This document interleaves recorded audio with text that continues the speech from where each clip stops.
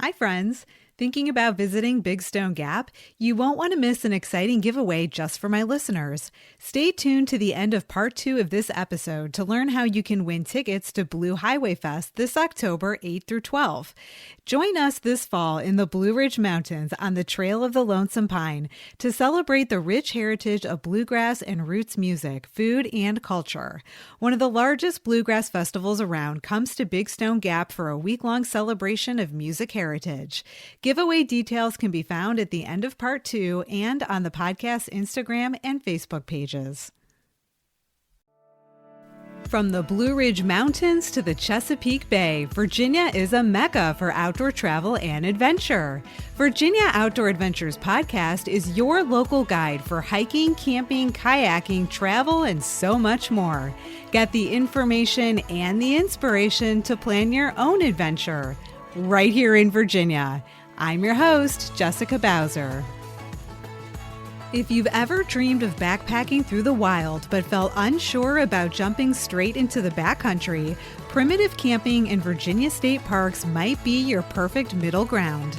Ranger Amelia Hulth from Powhatan State Park describes how these minimalist campsites offer just enough amenities to keep things comfortable while giving you a true taste of the wild. We review each primitive campground, including distance to hike in, terrain, difficulty level, and amenities. From Belle Isle's easy 1.5-mile hike to scenic riverfront sites, to the rugged 8-mile trek to False Cape that rewards you with remote beachside solitude, there's something for every skill level and sense of adventure. Whether you're a beginner looking to build backpacking skills or a seasoned camper craving a quieter connection with nature, Virginia State Park's primitive camping experience is your gateway to a wilder Virginia. Let's go.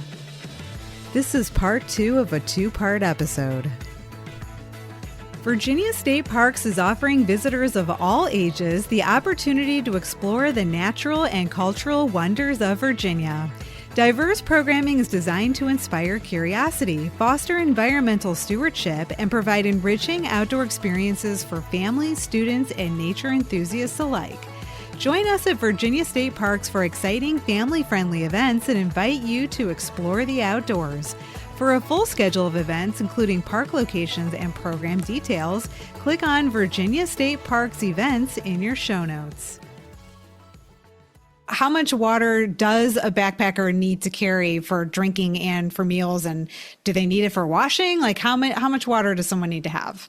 Generally 1 liter for every 2 hours of hiking is what you want to pack for a backpacking trip.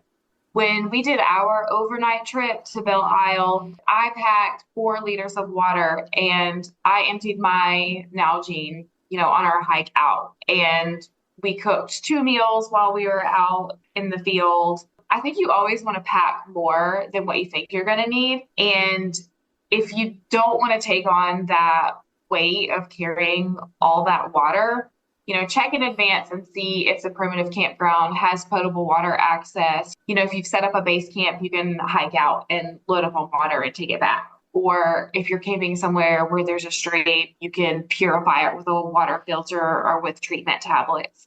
But generally 1 liter for every 2 hours of hiking is what you want to plan for. Another reason why primitive campsites are like backpacking light, because you may also have water there too. Yeah, definitely. Do you have any creature comfort items? Now, I know you do because I saw what was in your pack. So do you want to share any of them? Yeah, I do have some creature comforts. And as I'm getting older, I feel like I need so many more creature comforts. I'm just 1 step away from hiking with a down comforter. But yeah, one of my creature comforts is a small fleece blanket. I tend to get a little bit cold in the night, so a small fleece blanket. I did also camp at Belle Isle with foot warmers, the little disposable foot pads that you can attach to your socks, and I use them. I also brought battery-powered party lights to light up our campsite. I just think it's it's so fun. So fun. I'm so glad you did that. It made for really great pictures. Okay. It's all about the gram, don't you know, Amelia? It is. And then I also like to make a cup of hot tea at night before I go to bed. And then I also have a pocket-sized board game called Farkle. It's a little dice game. We didn't play it on this trip, but I always take it when I go backpacking because it actually fits, if you can remember back to like film cameras, the little canister that the film comes in, that's how big this board game is. So all the things I packed aren't super heavy or take up a lot of space in my pack. And they just made me feel better to cozy up in my blanket after a hot tea while watching our party lights. Yeah, that's right, girl. We had so much fun. I also had a blanket with me. I had extra space in my pack because I didn't need to pack a bunch of extra meals or a bunch of extra water because we were just doing one night. And I also didn't need to have a bear canister because it was Belle Isle. So there was no need for some of those other things. So it made a little bit of space for some other stuff. Hand warmers and foot warmers, I feel like, are a must, especially in the spring, because it does still get cold at night, or in the fall, right? Like, unless it's summer, chances are it's going to get chilly at night, and having something to keep you warm, because I don't know about you, but I can't sleep if I'm cold. Like, even if my entire body is covered up, but just my face is poking out of the sleeping bag and my nose is cold, I still can't sleep. So I don't know what's wrong with me, but having, those extra hand warmers and foot warmers make a really big difference. And I had like double and triple layer everything. Even though it was April, I still had like fleece leggings underneath my fleece pants and like 2 pairs of socks and gloves and hats and like everything. I was bundled up like an Eskimo to make sure I was warm enough. Yeah. And but we also hiked a mile and a half in with our gear. And then we hiked like 5 or 6 miles throughout the park on the trails too. So, we were still doing some rigorous outdoor activity. And so we had fatigue, which, can make it harder to regulate your temperature. So I was happy I had my foot warmers and my extra blanket. No shame. Absolutely. And that also reminds me that having extra sets of clothing can be really crucial, because we were hiking during the day and it was hot and we were sweating and we were carrying all that gear into the campsite. So all my clothes were soaked through with sweat. And if that had been the only set of clothes I had, then I would have been in trouble, because like my clothing would have been wet the rest of the night and into the next day. And in extreme temperatures, that can mean hypothermia. So like having extra sets of clothes are also really important. Are there any options for gear rental or consignment for folks who are needing to purchase gear or needing to borrow gear but aren't ready to commit to it yet? Depending on your location and what your local outfitter is, there may be options where you can visit, you can go in, talk to somebody that works there, they can help you try on the gear. They may have options where you can rent used gear. Depending on where you live, there may be like a local outdoor club where you can join like a swap meet, or they'll have like an annual like yard sale of outdoor gear. You can also join like a beginner backpacking program. We have some of those in Virginia state parks.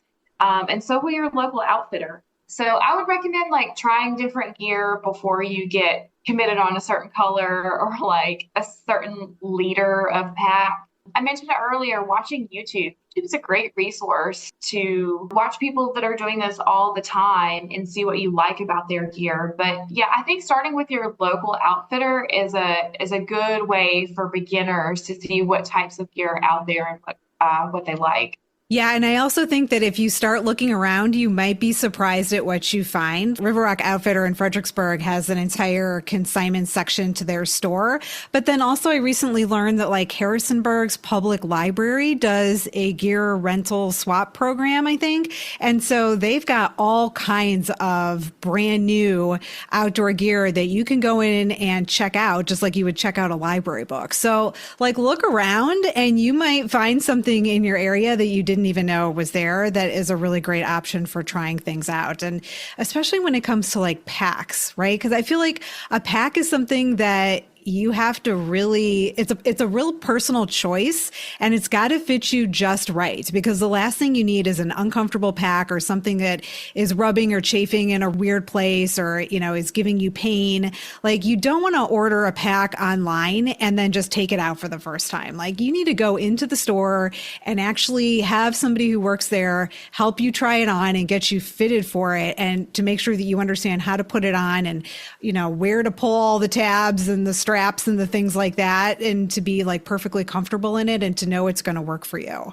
It's funny you say that. So when I first started out on the Appalachian Trail, I had a backpack where the internal frame collapsed. Oh my gosh. Like like 4 weeks into the trip, and it was just like digging into my spine in between my shoulder blades. We went to Damascus for like their Appalachian Trails Days, which is like a big community festival all about backpacking. And the company that I had my pack from had a table set up there. And I was like, hey, here's my pack. Like this happened. And they swapped it out and fitted me with a brand new pack right there that was like so much better for my body. And like, I'm so grateful because I was able to continue on, like an additional 600 miles after that. But that digging in my back, it was always going to break me. I'll bet. Yeah. Something like that makes or breaks your trip. And the same goes for things like shoes, You definitely don't want to go out on a backpacking trip or a hiking, even just, day hiking in a brand new pair of boots. Yeah, that's the fastest way to get blisters. Yeah. And, I should have said this earlier, mentioning blisters and things to pack. You also want to take like a mini first aid kit when you go camping, just some basic things, Band-Aids, Benadryl, sting treatment, burn treatment, those types of things. But you definitely want to pack a first aid kit. Yeah, that's one of the 10 essentials. And actually, when you and I went to Belle Isle, I was wearing a well-worn pair of trail runners that I've had for 2 years now that have never, ever given me any issues. And I ended up with a blister on the top of one of my little toes. And that's never happened before. I don't know if it was the additional weight. It had to have been. It had to have been the additional weight that I'm not used to carrying. And it gave me blisters. So I didn't expect it, but I did have Band-Aids because it's one of the 10 essentials to have in your pack. So if I had not had Band-Aids, I would have been in a world of hurts. Adventure seekers will find endless opportunities in Grayson County, where many of Virginia's iconic trails and landmarks excite hikers, cyclists, paddlers, and happy campers alike. Imagine this. You're hiking on one of the most scenic sections of the entire Appalachian Trail through the George Washington and Jefferson National Forests. Summiting Mount Rogers or White Top Mountain, the two highest peaks in Virginia, or strolling through the valley of Elk Garden, where the now extinct eastern elk once roamed. Or maybe your perfect day is on the water. Grayson County is home to the New River, one of the oldest and most scenic rivers in the world. Enjoy a leisurely Class 1 float with the family or adrenaline-packed Class 3 rapids. Navigate the waters using the New River Float Calculator to plan your trip. The app factors flow rate, water levels, weather conditions, vessel type, and more to calculate flow times from point A to point B. Prefer two wheels? You won't want to miss the Grayson Gravel Traverse, a 72-mile mixed-surface gravel bike route that connects the Virginia Creeper Trail and New River Trail over well-maintained and remote roads, featuring a variety of challenging climbs in the foothills of Virginia's highest peaks. This overlooked gem of Virginia presents some of the best gravel cycling in the state, mostly unridden and undiscovered. After a day of adventure, there's nothing like gathering round a campfire under a sky filled with stars. Grayson County offers plenty of spots to pitch a tent, like the New River Campground, or cozy up in a rustic cabin at the Buck Wild Reserve.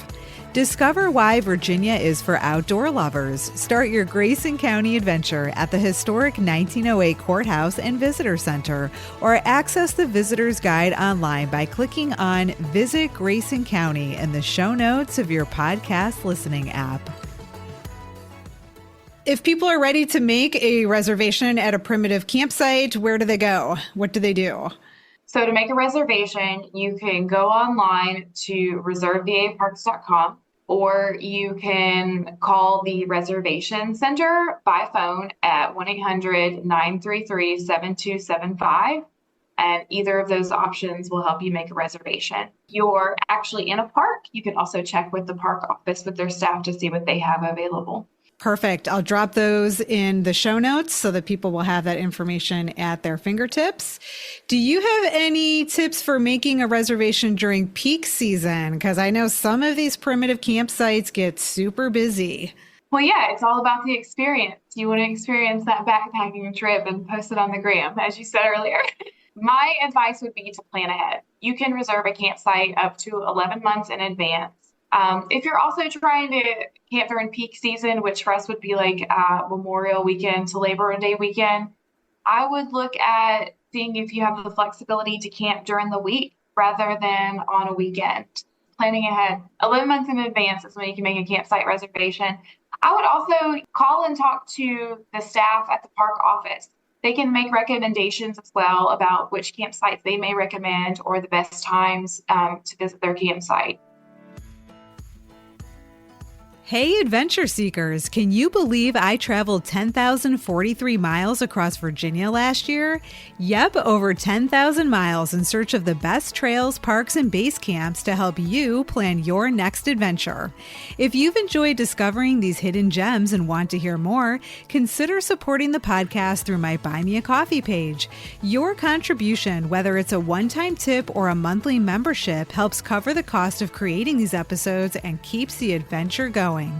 Every bit helps fuel the journey. Plus, members get some awesome perks. So head to my Buy Me a Coffee page by clicking on Support the Show in your show notes.